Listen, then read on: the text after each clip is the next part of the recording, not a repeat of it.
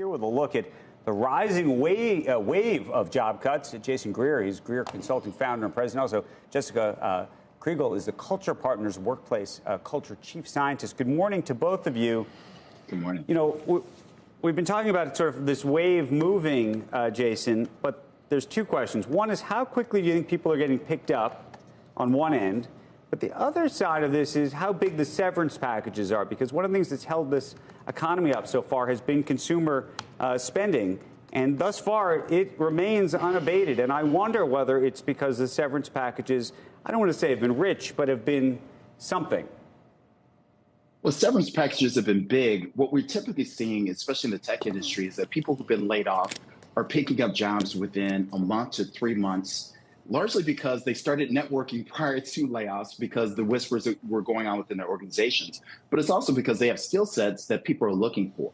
But it also comes back to the fact that these companies, because they don't want to look bad, are giving very generous severance packages, especially to their high-skilled talent. Jessica, I mean, one of the questions, this is actually, and there's some studies on this, actually, that, you know, if you have large severance packages, some people, scientists have looked, and not scientists, professors and others have looked and said, you know what, maybe these layoffs actually haven't been worth it in the end. Absolutely. The Harvard Business Review did studies on how companies navigated through recessions, and the top 9% of companies who were thriving post-recessions were companies who did not have layoffs. They didn't do layoffs, and they reacted with a calm state of mind.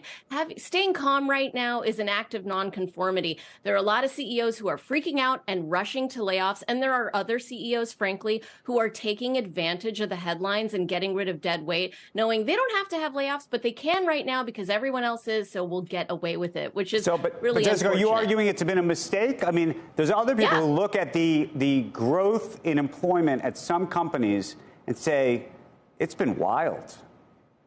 It is a mistake. That is what the research shows. The economy goes through cycles.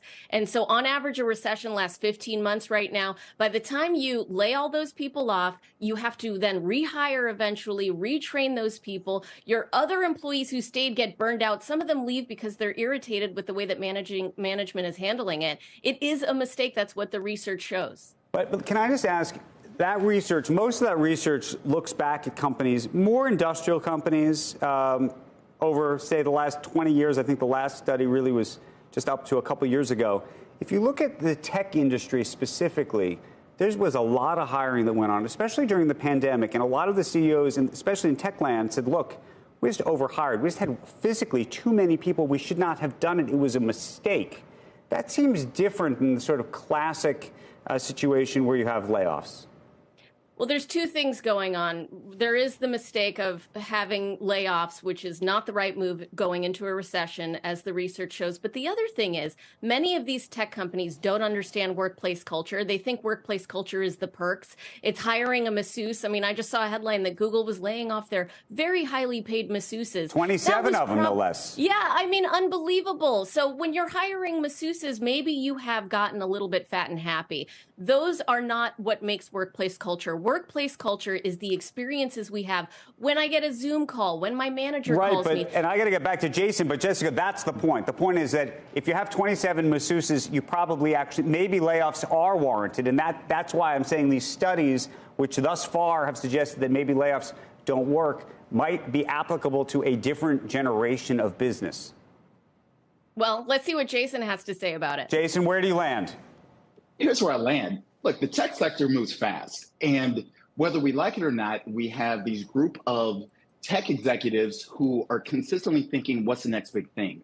They hired a bunch of people when remote work was the big thing, and now they're moving toward machine learning. Now they're moving toward, you see, Microsoft tried to dump $69 billion into the acquisition of Activision.